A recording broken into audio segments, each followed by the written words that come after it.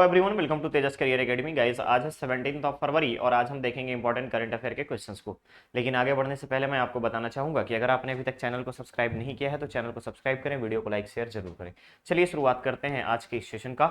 एक चीज़ और याद रखिएगा गाइस, जिनका पीएससी उतना अच्छा नहीं गया है तो अपनी प्रिपरेशन को आप कंटिन्यू रखिए, ठीक है, क्योंकि आपका कंसिस्टेंसी ही आपको सक्सेस दिलाएगा। रही बात आने वाली वैकेंसीज की, तो बहुत जल्द आपको एडीओज की, अगर हम बात करें एडीओ की, तो यहां पर आपको कम से कम 700 के आसपास पोस्ट देखने को मिल सकता है, ठीक है। चलिए नेक्स्ट अगर हम देखें यहाँ पे क्वेश्चंस की तरफ अगर हम जाते हैं तो क्वेश्चन में सबसे पहले यहाँ पे क्वेश्चन आपका रखा गया है कि हाल ही में किस राज्य को, ध्यान से देखिएगा, हाल ही में किस राज्य को computer society of India that is CSI द्वारा award of excellence that is award of excellence AOE 2022 provide किया गया है। तो याद रखिएगा, कंप्यूटर सोसाइटी ऑफ इंडिया के द्वारा छत्तीसगढ़ को नवाचार के मामले में और ई गवर्नेंस के लिए, याद रखिएगा, ई गवर्नेंस के लिए ये पुरस्कार प्रदान किया गया है। कब दिया जाएगा? तो इस पुरस्कार के लिए छत्तीसगढ़ का चयन हुआ है और ये पुरस्कार मिलेगा 25 मार्च 2023 के लिए, ठीक है, 2023 के लिए। कहां पे होगा? तो NSUT, ध्यान रखिएगा, Netaji Subhash university of technology Delhi में, नई दिल्ली में ई गवर्नेंस का कॉन्क्लेव आयोजित किया जाएगा और उस कॉन्क्लेव में छत्तीसगढ़ के नवाचार को ई गवर्नेंस के लिए ये अवार्ड ऑफ एक्सेलेंस दिया जाएगा।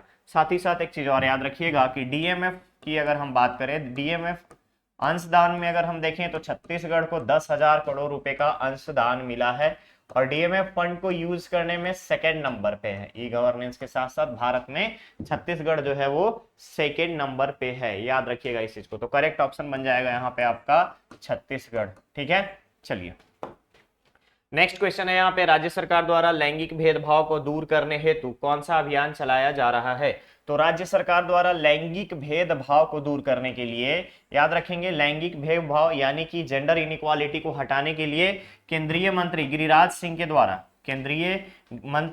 सिंह के द्वारा इस कार्यक्रम का शुभारंभ किया गया था और बस्तर में इस पर डॉक्यूमेंट्री बनाई गई थी, ठीक है, डॉक्यूमेंट्री फिल्म बनाई गई थी, याद रखेंगे आप, डॉक्यूमेंट्री फिल्म बनाई गई थी।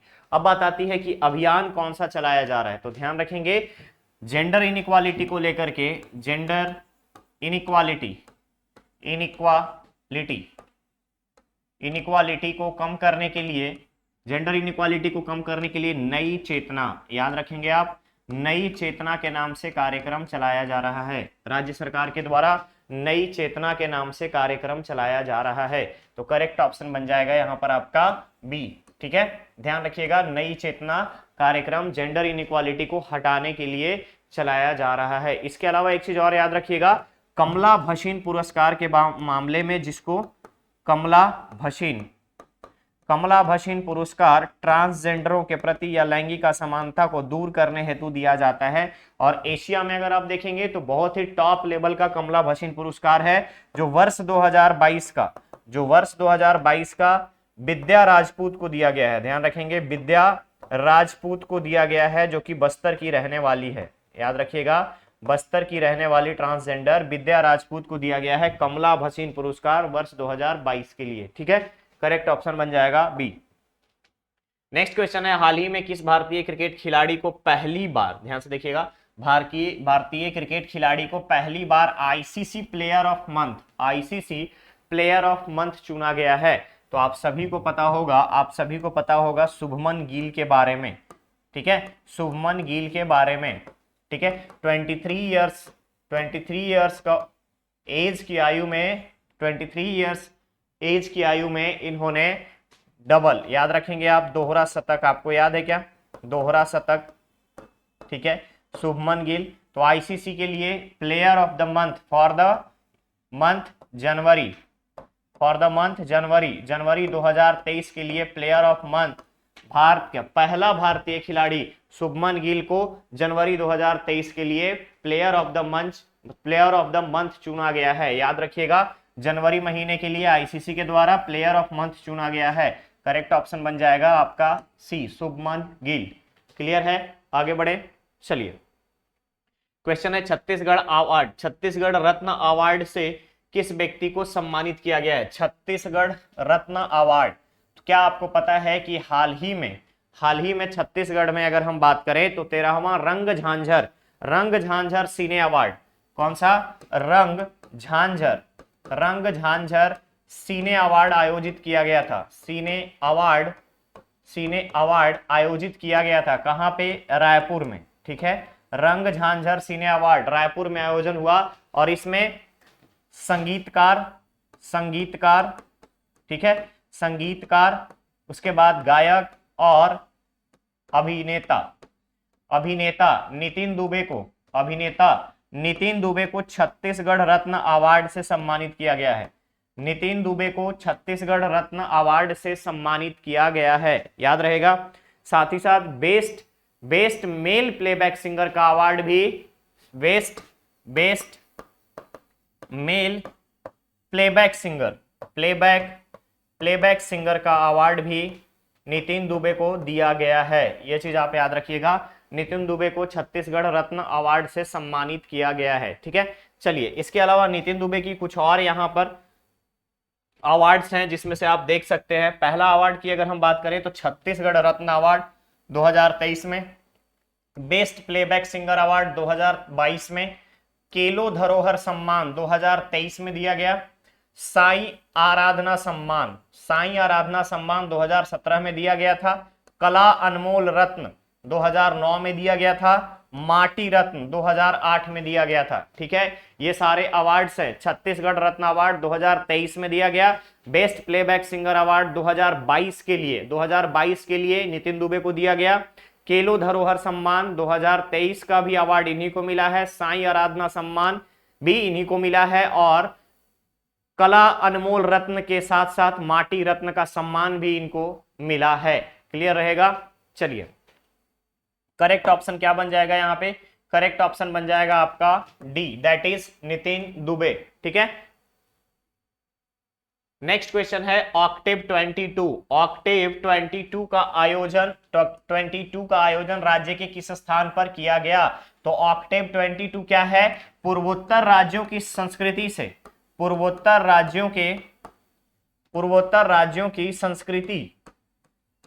संस्कृति से भारतीय लोगों को रूबरू कराने के लिए, भारतीय लोगों को संबंध कराने के लिए या फिर पूर्वोत्तर राज्यों की संस्कृति के साथ लोगों का जुड़ाव कैसे बढ़ेगा, इसके लिए ऑक्टेव 22 का आयोजन किया गया। और ऑक्टेव 22 का आयोजन कहां पे हुआ? रायपुर में। याद रखिएगा, रायपुर साइंस कॉलेज में। ठीक है, रायपुर साइंस कॉलेज में। पर्पस क्या था? पूर्वोत्तर राज्यों की संस्कृति भारतीय लोगों तक पहुंचाने और उनसे संबंधित कार्यक्रम को ऑर्गेनाइज करने। क्लियर रहेगा? करेक्ट ऑप्शन बन जाएगा यहां पर आपका ए, दैट इज रायपुर। ठीक है, आगे बढ़े नेक्स्ट क्वेश्चन पे। क्वेश्चन है हिमालयन रूबी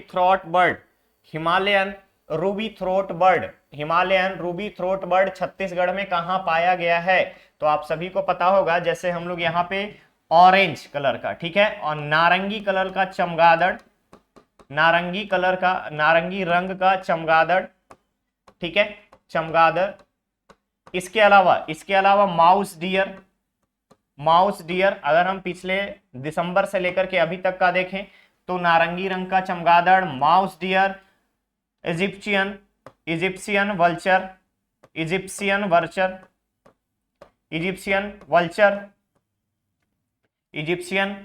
वल्चर, ठीक है, गिद्ध। ये सारी चीजें आपको छत्तीसगढ़ में देखने को मिली है। नारंगी रंग का चमगादड़ कहां पे? साउथ में, that is Kanker, south Chhattisgarh. Mouse dear Kanker, ठीक है, कांकेर। इजिप्शियन वल्चर दुर्ग के आसपास, ठीक है, दुर्ग के पास में इजिप्शियन वल्चर। इसके अलावा एक आता है हिमालयन रूबी थ्रोट बर्ड, हाल ही में बिलासपुर में मिला है। याद रखिएगा, बिलासपुर में हिमालयन रूबी थ्रोट बर्ड कहां पे पाया गया? बिलासपुर में। क्लियर रहेगा? तो वन विभाग के कर्मचारियों के द्वारा इसको देखा गया है। कहां पे? कौन से जिला में? बिलासपुर में। करेक्ट ऑप्शन क्या बनेगा? करेक्ट ऑप्शन बन जाएगा आपका बी। तो Himalayan Ruby throat bird Chhattisgarh में कहां पाया गया? तो बिलासपुर, करेक्ट ऑप्शन बन जाएगा आपका बिलासपुर। क्लियर है? चलिए नेक्स्ट क्वेश्चन है, छत्तीसगढ़ राज्य सरकार द्वारा सीमार्ट की स्थापना के संबंध में सत्य कथन का चयन करें। तो सीमार्ट के बारे में आपको पता होगा, सीमार्ट मींस छत्तीसगढ़ मार्ट, ठीक है, छत्तीसगढ़ मार्ट। उद्देश्य क्या क्या है? उद्देश्य है जितने भी यहाँ की महिला स्वयं सहायता समूह है, इसके अलावा महिला स्वयं सहायता समूह द्वारा उत्पादित जितने भी वस्तुएं हैं उनकी मार्केटिंग, विपणन के बारे में, और साथ ही साथ यहाँ के काश्तकार, कुटीर उद्योग के जितने भी प्रोडक्ट लॉन्च हो रहे हैं यानी कि प्रोडक्शन हो रहा है, उन सभी को एक स्थान पे ला करके उनका प्रमोशन और मार्केटिंग करना, सेलिंग करना, ठीक है। साथ ही साथ इससे आय का और रोजगार का अवसर बढ़ाना, रोजगार का अवसर बढ़ाना, ठीक है, रोजगार का अवसर बढ़ाना।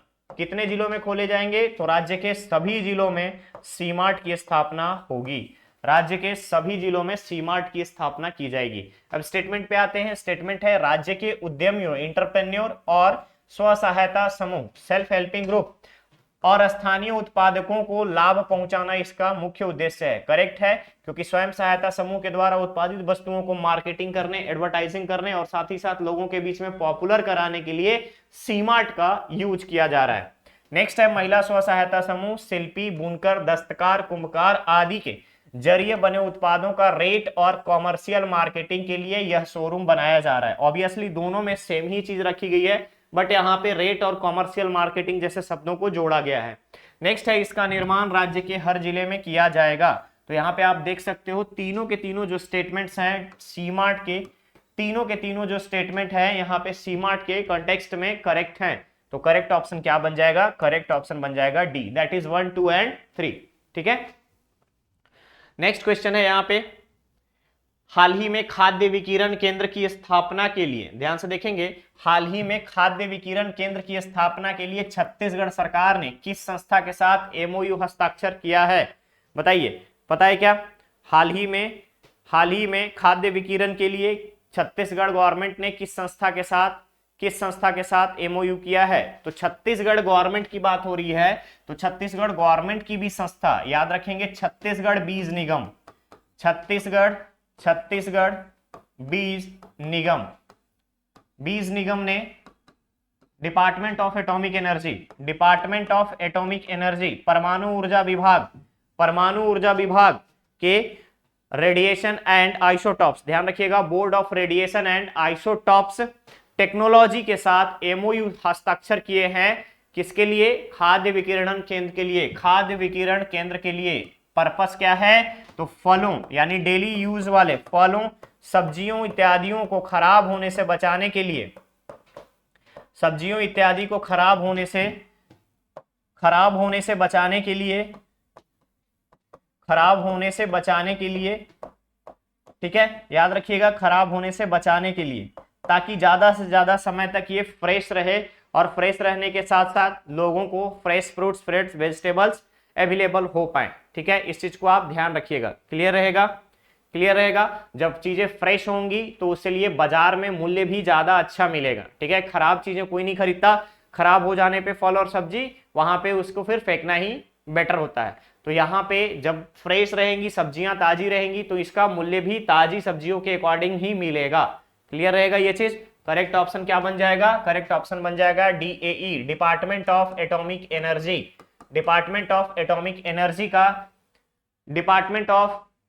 एनर्जी का board of radiation and isotopes technology. Clear रहेगा।